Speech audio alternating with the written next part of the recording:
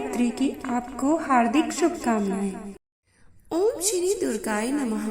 श्री दुर्गा सप्तशती 5वां अध्याय। देवताओं द्वारा देवी की स्तुति। चंडमुंड के मुख से अंबिका के रूप की प्रशंसा सुनकर शुंभ का उनके पास दूत भेजना और दूत का निराश होकर लौट जाना। विनियोग। ओम। इस उत्तर चरित्र के रुद्र ऋषि हैं, महासरस्वती देवता हैं, अनुष्टुप छंद हैं, भीमा शक्ति है, भ्रामरी बीज है, सूर्य तत्व है और सामवेद स्वरूप है।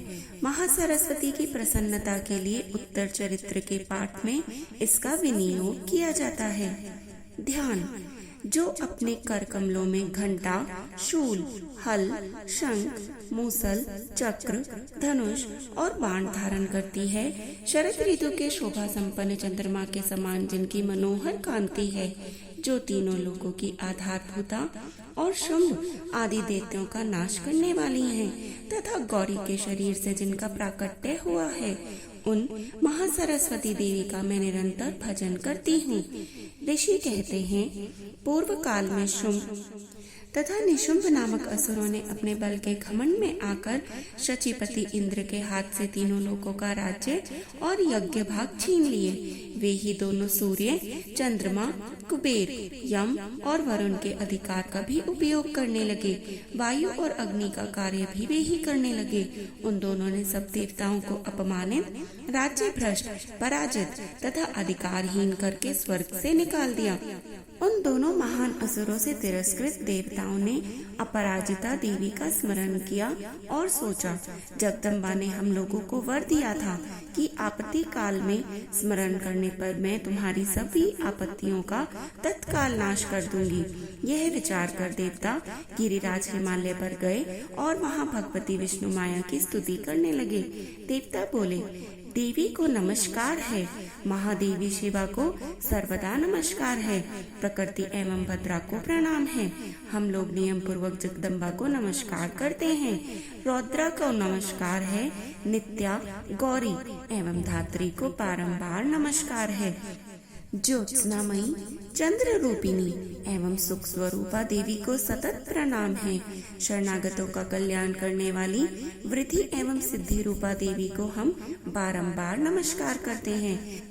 नैरृति अर्थात राक्षसों की लक्ष्मी, राजाओं की लक्ष्मी तथा शर्वाणी अर्थात शिव पत्नी स्वरूपा आप जगदम्बा को बार बार नमस्कार है। दुर्गा, दुर्ग पारा अर्थात दुर्गम संकट से पार उतारने वाली। सारा अर्थात सबकी सारभूता, सर्वकारिणी, ख्याति, कृष्णा और धूम्रा देवी को सर्वदा नमस्कार है। अत्यंत सौम्य तथा अत्यंत रौद्र रूपा देवी को हम नमस्कार करते हैं, उन्हें हमारा बारंबार प्रणाम है। जगत की आधारभूता कृति देवी को बारंबार नमस्कार है। जो देवी सब प्राणियों में विष्णु माया के नाम से कही जाती है, उनको नमस्कार, उनको नमस्कार, उनको बारंबार नमस्कार है। जो देवी सब प्राणियों में चेतना कहलाती है, उनको नमस्कार, उनको नमस्कार, उनको बारंबार नमस्कार है। जो देवी सब प्राणियों में बुद्धि रूप से स्थित है, उनको नमस्कार, उनको नमस्कार, उनको बारंबार नमस्कार है। जो देवी सब प्राणियों में निद्रा रूप से स्थित है, उनको नमस्कार, उनको नमस्कार, उनको बारंबार नमस्कार है। जो देवी सब प्राणियों में क्षुधा रूप से स्थित है, उनको नमस्कार, उनको नमस्कार, उनको बारंबार नमस्कार है। जो देवी सब प्राणियों में छाया रूप से स्थित है, उनको नमस्कार, उनको नमस्कार, उनको बारंबार नमस्कार है। जो देवी सब प्राणियों में शक्ति रूप से स्थित है, उनको नमस्कार, उनको नमस्कार, उनको बारंबार नमस्कार है। जो देवी सब प्राणियों में तृष्णा रूप से स्थित है, उनको नमस्कार, उनको नमस्कार, उनको बारंबार नमस्कार है। जो देवी सब प्राणियों में शांति, क्षमा रूप से स्थित है, उनको नमस्कार, उनको नमस्कार, उनको बारंबार नमस्कार है। जो देवी सब प्राणियों में जाति रूप से स्थित है, उनको नमस्कार, उनको नमस्कार, उनको बारंबार नमस्कार है। जो देवी सब प्राणियों में लज्जा रूप से स्थित है, उनको नमस्कार, उनको नमस्कार, उनको बारंबार नमस्कार है।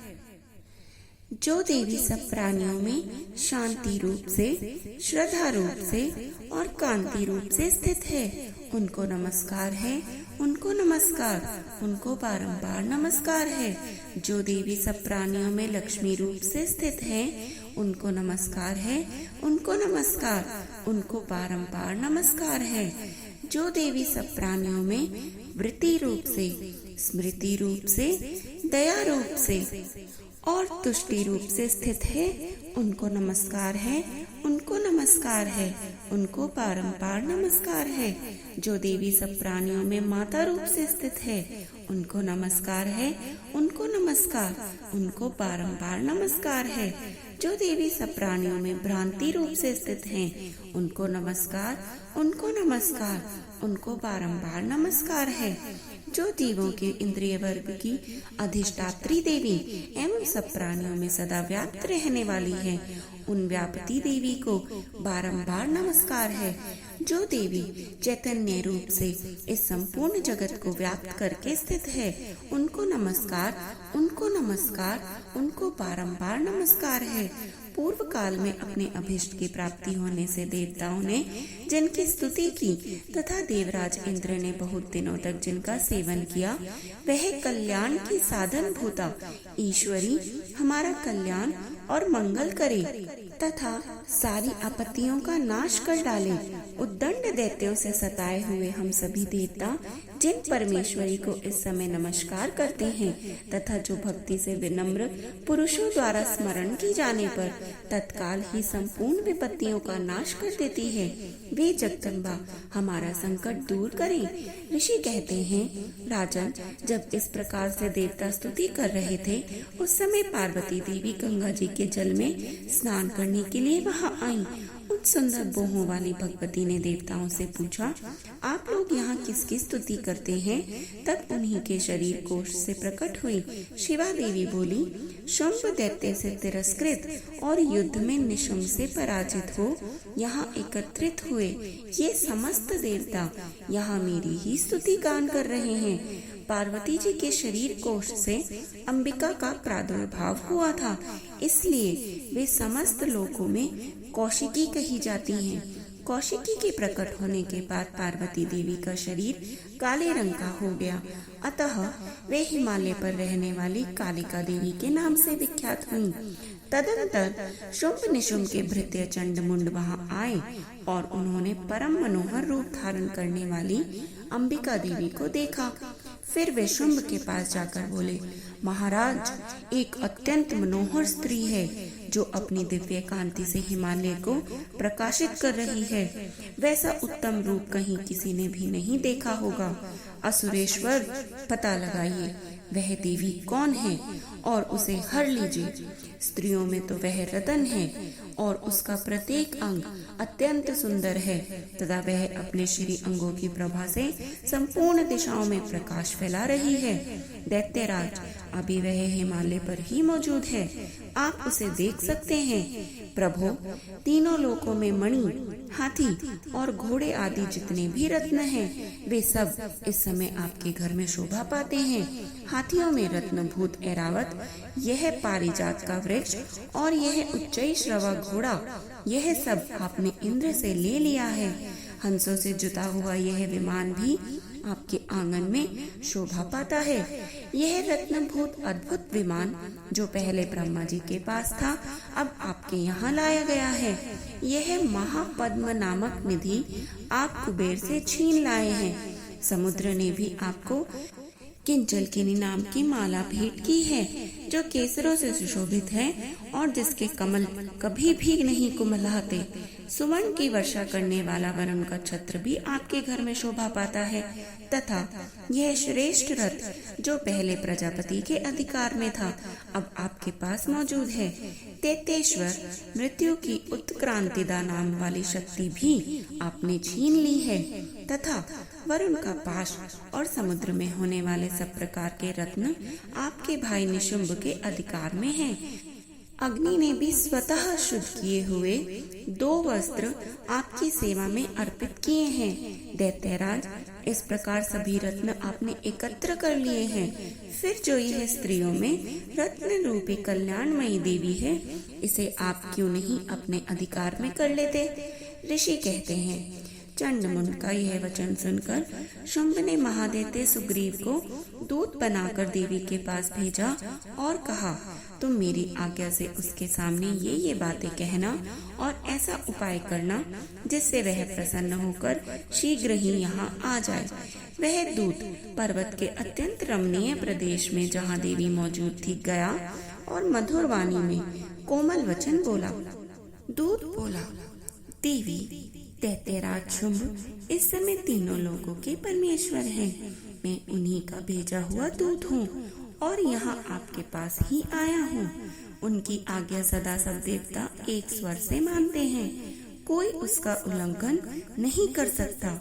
वे संपूर्ण देवताओं को परास्त कर चुके हैं। उन्होंने तुम्हारे लिए जो संदेश दिया है उसे सुनो। संपूर्ण त्रिलोकी मेरे अधिकार में है। देवता भी मेरी आज्ञा के अधीन चलते हैं। संपूर्ण यज्ञों के भोगों को मैं ही पृथक पृथक भोगता हूँ। तीनों लोकों में जितने श्रेष्ठ रतन हैं, वे सब मेरे अधिकार में हैं।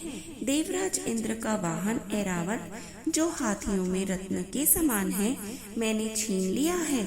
क्षीर सागर का मंथन करने से जो अश्वरतन उच्चई श्रवा प्रकट हुआ था, उसे देवताओं ने मेरे पैरों पर पड़कर समर्पित किया है। सुंदरी, उनके सिवा और भी जितने रत्नभूत पदार्थ देवताओं, गंधर्वों और नागों के पास थे, वे सब मेरे ही पास हैं। देवी, हम लोग तुम्हें संसार की स्त्रियों में रत्न मानते हैं, अतः तुम हमारे पास आ जाओ, क्योंकि रत्नों का उपभोग करने वाले हम ही हैं। चंचल कटाक्षों वाली हे सुंदरी, तुम मेरी या मेरे भाई महाप्रक्रमी निशुंभ की सेवा में आ जाओ, क्योंकि तुम रत्न स्वरूपा हो।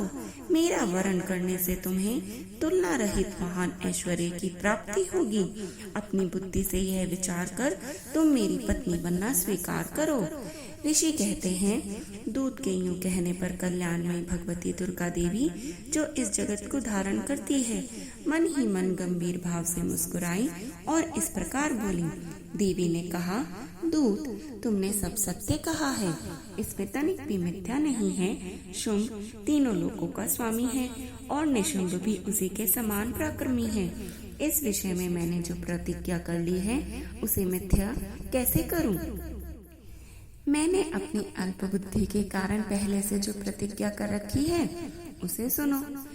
जो मुझे संग्राम में जीत लेगा, जो मेरे अभिमान को चूर्णित कर देगा तथा संसार में जो मेरे समान बलवान होगा, वही मेरा स्वामी होगा। इसलिए शुंभ अथवा महादैत्य निशुंभ स्वयं ही यहाँ पधारे और मुझे जीतकर शीघ्र ही मेरा पानी ग्रहण कर ले। इसमें विलंब की क्या आवश्यकता है? दूत बोला, देवी, तुम घमंड में भरी हो, मेरे सामने ऐसी बातें ना करो। तीनों लोकों में कौन ऐसा पुरुष है जो शुंभ निशुंभ के सामने खड़ा हो सके? देवी, अन्य देवताओं के सामने भी सारे देवता युद्ध में नहीं ठहर सकते, फिर तुम अकेली स्त्री होकर कैसे ठहर सकती हो? जिन शुंभ आदि देवताओं के सामने इंद्र आदि सब देवता भी युद्ध में खड़े नहीं हुए, उनके सामने तुम स्त्री होकर कैसे जाओगी? इसलिए तुम मेरे ही कहने से शुंभ निशुंभ के पास चली जाओ। ऐसा करने से तुम्हारे गौरव की रक्षा होगी, अन्यथा जब वे केश पकड़कर घसीटेंगे, तब तुम्हें अपनी प्रतिष्ठा खोकर जाना पड़ेगा। देवी ने कहा, तुम्हारा कहना ठीक है। शुंभ बलवान और निशुंभ भी बड़े पराक्रमी हैं, किंतु क्या करूं? मैंने पहले ही बिना सोचे समझे प्रतिज्ञा कर ली है, अतः अब तुम जाओ। मैंने तुमसे जो कुछ कहा है वह सब दैत्यराज से आदर पूर्वक कहना, फिर वे जो उचित जान पड़े करें। ओम श्री दुर्गाय नमः। इस प्रकार श्री मार्कंडेय पुराण में सावर्णिक मनवंतर की कथा के अंतर्गत देवी महात्म्य में देवी दूत संवाद नामक 5वां अध्याय संपूर्ण हुआ। जय माता दी। ओम श्री दुर्गाय नमः। श्री दुर्गा सप्तशती 6वां अध्याय धूम्रलोचन वध। ध्यान। मैं सर्वज्ञेश्वर भैरव के अंक में निवास करने वाली परमोत्कृष्ट पद्मावती देवी का चिंतन करती हूँ। वे नागराज के आसन पर बैठी हैं। नागों के फणों में सुशोभित होने वाली मणियों की विशाल माला से उनकी देहलता उद्भासित हो रही है। सूर्य के समान उनका तेज है। 3 नेत्र उनकी शोभा बढ़ा रहे हैं। वे हाथों में माला, कुंभ, कपाल और कमल लिए हुए हैं तथा उनके मस्तक में अर्धचंद्र का मुकुट सुशोभित है। ऋषि कहते हैं, देवी का यह कथन सुनकर दूत को बड़ा ही अमर्ष हुआ और उसने दैत्यराज के पास जाकर सब समाचार विस्तार पूर्वक कह सुनाया।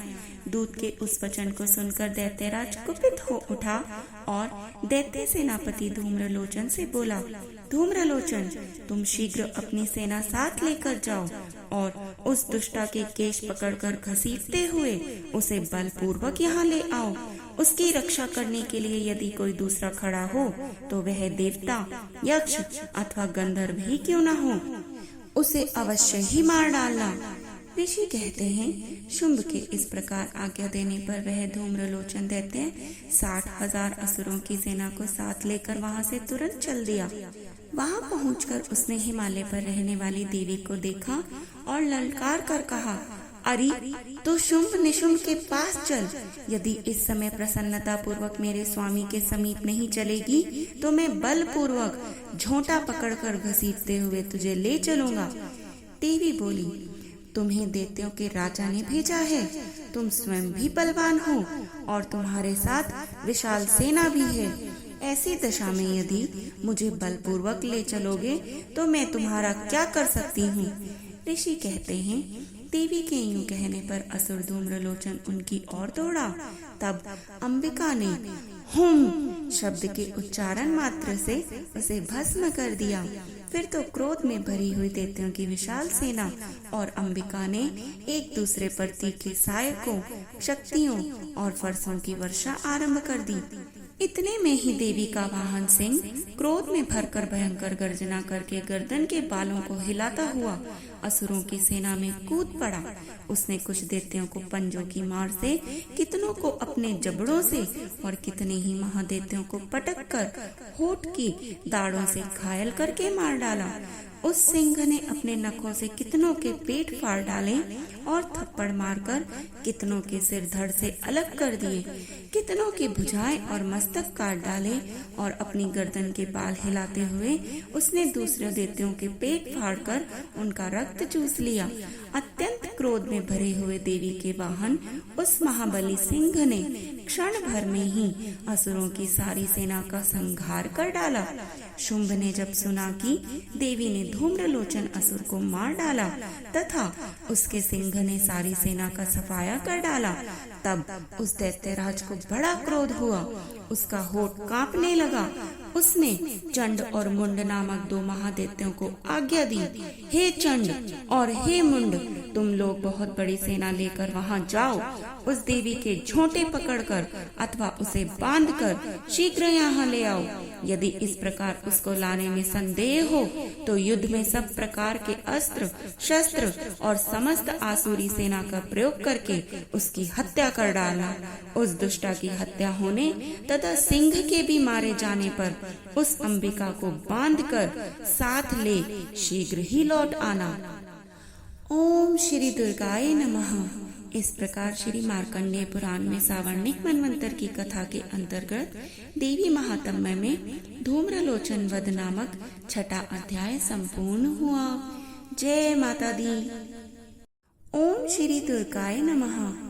श्री दुर्गा सप्तशती 7वां अध्याय चंड और मुंड का वध।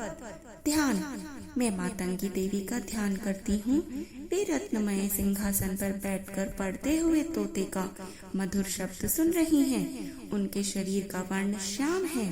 वे अपना एक पैर कमल पर रखे हुए हैं और मस्तक पर अर्धचंद्र धारण करती हैं तथा कलहार पुष्पों की माला धारण किए वीणा बजाती हैं। उनके अंग में कसी हुई चोली शोभा पा रही है।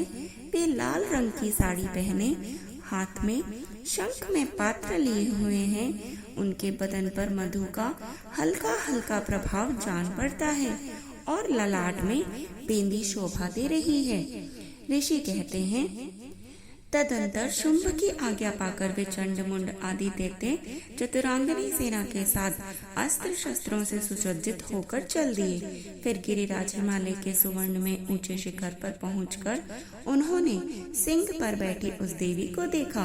वे मंद मंद मुस्कुरा रही थीं। उन्हें देखकर दैत्य लोग तत्परता से पकड़ने का उद्योग करने लगे।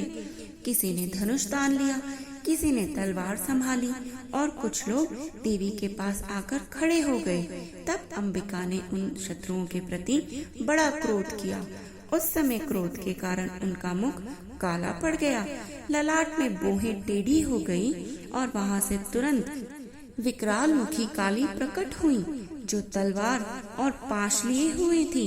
वे विचित्र खड़ग बाण धारण किए और चीते के चम्र की साड़ी पहन नरमुंडों की माला से विभूषित थीं। उनके शरीर का मांस सूख गया था, केवल हड्डियों का सा ढांचा था, जिससे वे अत्यंत भयंकर जान पड़ती थीं।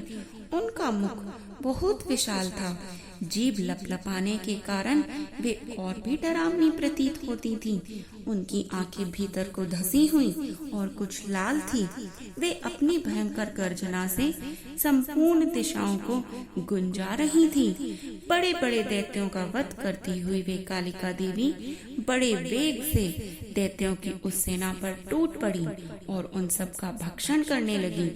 वे पार्श्व रक्षकों, अंकुशधारी महावतों, योद्धाओं और घंटा सहित कितने ही हाथियों को एक ही हाथ से पकड़कर मुंह में डाल लेती थीं। इसी प्रकार घोड़े, रथ और सारथी के साथ रथी सैनिकों को मुंह में डालकर वे उन्हें बड़े भयानक रूप से चबा डालती थीं।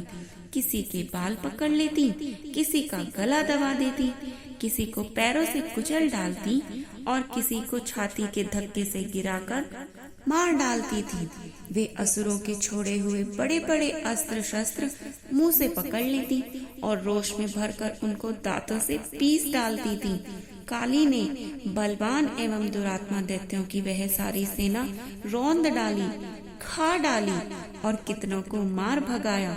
कोई तलवार के घाट उतारे गए, कोई खड़ग वाहन से पीटे गए और कितने ही असुर दांतों के अग्रभाग से कुचले जाकर मृत्यु को प्राप्त हुए।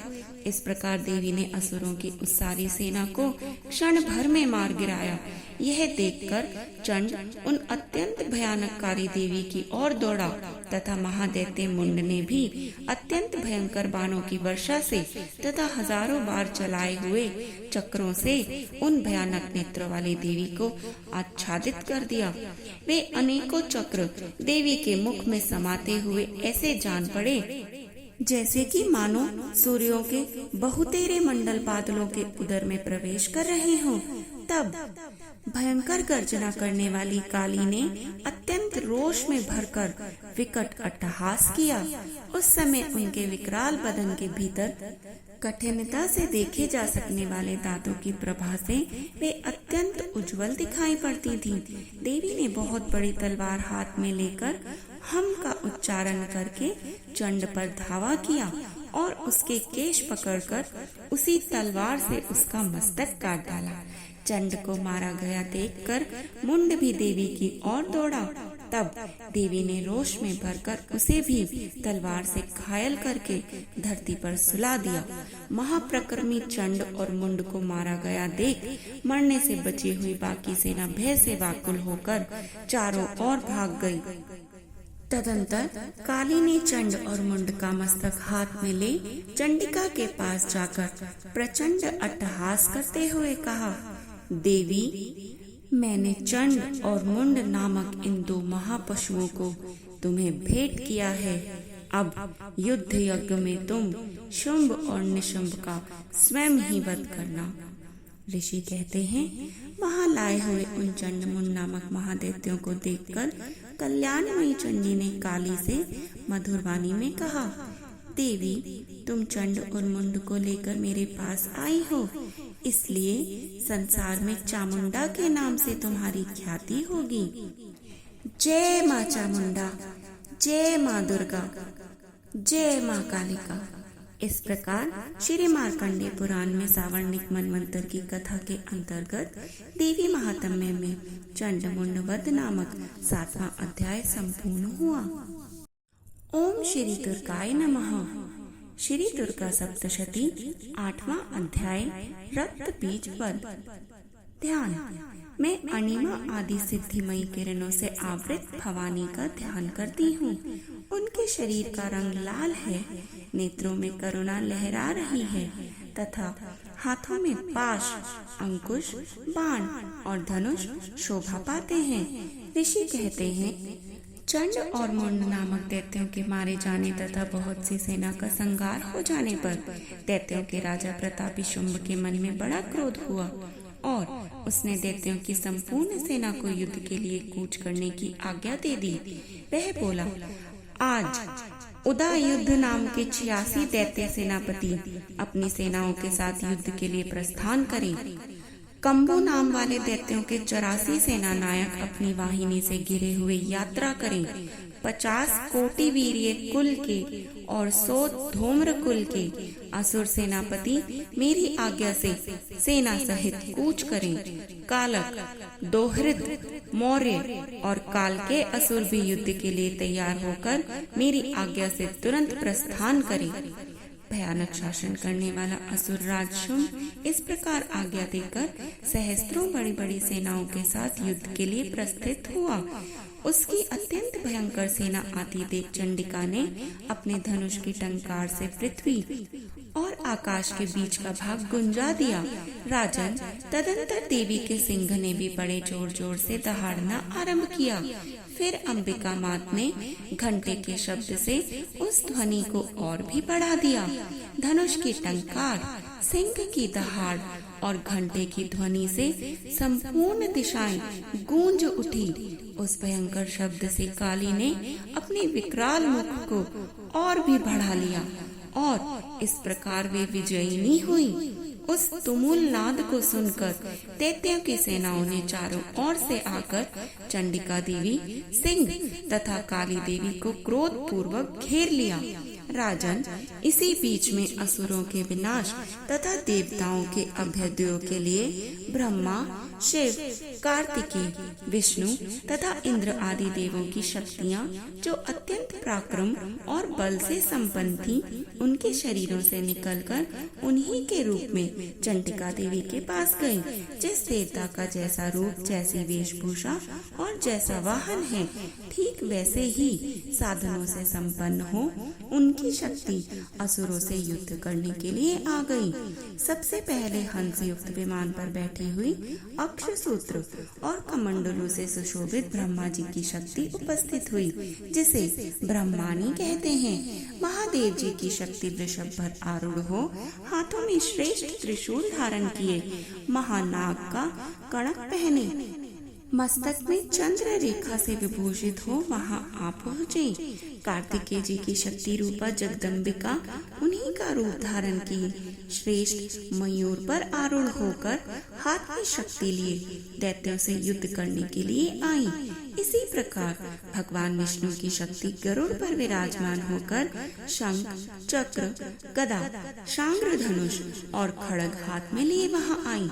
अनुपम यज्ञावराह का रूप धारण करने वाले श्री हरि की जो शक्ति है, वह भी वाराह शरीर धारण करके वहां उपस्थित हुई। नारसिंही शक्ति भी नरसिंह के समान शरीर धारण करके वहां पहुंच गई।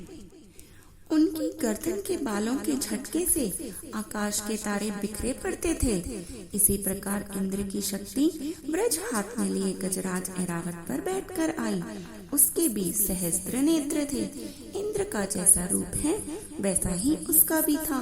तदंतर उन देव शक्तियों से घिरे हुए महादेव जी ने चंडिका से कहा, मेरी प्रसन्नता के लिए तुम शीघ्र ही इन असुरों का संहार करो। तब देवी के शरीर से अत्यंत भयानक और परम उग्र चंडिका शक्ति प्रकट हुई, जो सैकड़ों गीदड़ियों की भांति आवाज करने वाली थी। उस अपराजिता देवी ने धूमिल जटा वाले महादेव जी से कहा, भगवान, आप शुंभ निशुंभ के पास दूत बनकर जाइए और उन अत्यंत गर्वीले दानव शुंभ एवं निशुंभ दोनों से ऐसा कहिए। साथ ही उनके अतिरिक्त भी जो दानव युद्ध के लिए वहां उपस्थित हों उनको भी यह संदेश दीजिए, दैत्यों, यदि तुम जीवित रहना चाहते हो तो पाताल को लौट जाओ। इंद्र को त्रिलोकी का राज्य मिल जाए और देवता यज्ञ भाग का उपयोग करें। यदि बल के घमंड में आकर तुम युद्ध की अभिलाषा रखते हो तो आओ, मेरी शिवाएं, मेरी योगिनियां तुम्हारे कच्चे मांस से तृप्त हो। चूंकि उस देवी ने भगवान शिव को दूत के कार्य में नियुक्त किया था, इसलिए वह शिव दूती के नाम से संसार में विख्यात हुई। वे महादेवते भी भगवान शिव के मुंह से देवी के वचन सुनकर क्रोध में भर गए और जहाँ कात्यायनी विराजमान थी उस ओर बढ़ चले। तदंतर वे दैत्य अमर्ष में भरकर पहले ही देवी के ऊपर बाण शक्ति और रिष्टि आदि अस्त्रों की वृष्टि करने लगे। तब देवी ने भी खेल ही खेल में धनुष की टंकार की और उससे छोड़े हुए बड़े बड़े बाणों द्वारा देवताओं के चलाए हुए बाण, शूल, शक्ति और फरसों को काट डाला। फिर काली उनके आगे होकर शत्रुओं को शूल के प्रहार से विद्रीन करने लगी और खटवांग से उनका कचूमर निकालती हुई रणभूमि में विचरने लगी। ब्रह्माणी भी जिस जिस ओर दौड़ती उसी उसी ओर अपने कमंडलों का जल छिड़क कर शत्रुओं के ओज और पराक्रम को नष्ट कर देती थी। माहेश्वरी ने त्रिशूल से तथा वैष्णवी ने चक्र से और अत्यंत क्रोध में भरी हुई कुमार कार्तिकेय की शक्ति से दैत्यों का संहार आरंभ किया। इंद्र शक्ति के वज्र प्रहार से विद्रीन हो सैकड़ों दैत्य दानव रक्त की धारा बहाते हुए पृथ्वी पर सो गए। वाराही शक्ति ने कितनों को ही अपनी थुथुन की मार से नष्ट कर दिया। दाढ़ों के अग्रभार से कितनों को छाती छेद डाली तथा कितने ही दैत्य उसके चक्र की चोट से विदीर्ण होकर गिर पड़े। नारसिंही भी दूसरे महादैत्यों को अपने नखों से विदीर्ण करके खाती और सिंहनाद से दिशाओं एवं आकाश को गुंजाती हुई युद्ध क्षेत्र में विचरने लगी। कितने ही असुर शिवदूती के प्रचंड अट्टहास से अत्यंत भयभीत हो पृथ्वी पर गिर पड़े और गिरने पर उन्हें शिवदूती ने उस समय अपना ग्रास बना लिया। इस प्रकार क्रोध में भरे हुए मातृगणों को नाना प्रकार के उपायों से बड़े बड़े असुरों का मर्दन करते देख दैत्य सैनिक भाग खड़े हुए। मातृगणों से पीड़ित दैत्यों को युद्ध से भागते देखकर रक्तबीज नामक महादैत्य क्रोध में भरकर युद्ध करने के लिए आया। उसके शरीर से जब रक्त की बूंद पृथ्वी पर गिरती तब उसी के समान शक्तिशाली एक दूसरा महादैत्य पृथ्वी पर पैदा हो जाता। महासुर रक्तबीज हाथ में गदा लेकर इंद्र शक्ति के साथ युद्ध करने लगा। तब इंद्री ने अपने वज्र से रक्तबीज को मारा। वज्र से घायल होने पर उसके शरीर से बहुत सा रक्त चूने लगा और उससे उसी के समान समरूप तथा पराक्रम वाले योद्धा उत्पन्न होने लगे। उसके शरीर से रक्त की जितनी बूंदें गिरी उतने ही पुरुष उत्पन्न हो गए। वे सब रक्त बीज के समान ही वीरवान, बलवान तथा पराक्रमी थे। वे रक्त से उत्पन्न होने वाले पुरुष भी अत्यंत भयंकर अस्त्र शस्त्रों का प्रहार करते हुए वहां मातृगणों के साथ घोर युद्ध करने लगे। पुनः वज्र के प्रहार से जब उसका मस्तक घायल हुआ तब रक्त बहने लगा और उससे हजारों पुरुष उत्पन्न हो गए। वैष्णवी ने युद्ध में रक्त बीज पर चक्र का प्रहार किया और इंद्री ने उस दैत्य सेनापति को गदा से चोट पहुंचाई। वैष्णवी के चक्र से घायल होने पर उसके शरीर से जो रक्त बहा और उससे जो उसी के बराबर आकार वाले सहस्त्रों महादैत्य प्रकट हुए, उनके द्वारा संपूर्ण जगत व्याप्त हो गया। कुमारी ने शक्ति से, वाराही ने खड्ग से और माहेश्वरी ने त्रिशूल से महादैत्य रक्तबीज को घायल किया। क्रोध में भरे हुए उस महादैत्य रक्तबीज ने भी गदा से सभी मातृ शक्तियों पर पृथक पृथक प्रहार किया। शक्ति और शूल आदि से अनेक बार घायल होने पर जो उसके शरीर से रक्त की धारा पृथ्वी पर गिरी, उसने भी निश्चय ही सैकड़ों अन्य असुर उत्पन्न कर दिए। इस प्रकार उस महादैत्य के रक्त से प्रकट हुए असुरों द्वारा संपूर्ण जगत व्याप्त हो गया। इससे उन देवताओं का बड़ा भय हुआ। देवताओं को उदास देख चंडिका ने काली से शीघ्रता पूर्वक कहा, चामुंडे, तुम अपना मुख और भी फैलाओ तथा मेरे शस्त्रपात से गिरने वाले रक्त बिंदुओं और उनसे उत्पन्न होने वाले महादैत्यों को तुम अपने इस उतावले मुख से तुरंत खा जाओ। इस प्रकार रक्त से उत्पन्न होने वाले महादैत्यों का भक्षण करती हुई तुम रण में विचरती रहो। ऐसा करने से उस दैत्य का सारा रक्त क्षीण हो जाने पर वह स्वयं भी नष्ट हो जाएगा। उन भयंकर दैत्यों को जब तुम खा जाओगी तब दूसरे नए दैत्य उत्पन्न नहीं हो सकेंगे। काली से इस प्रकार कहकर चंडिका देवी ने शूल से रक्त बीज को मारा और काली ने अपने मुख में उसका रक्त ले लिया। तब उसने वहां चंडिका पर गदा से प्रहार किया, किंतु उस गदापात ने देवी को तनिक भी वेदना नहीं पहुंचाई।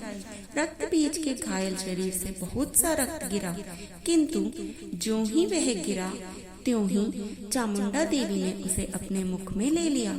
रक्त गिरने से काली के मुख में जो महादैत्य उत्पन्न हुए उन्हें भी वह चट कर गई और उसने रक्त बीज का रक्त भी पी लिया।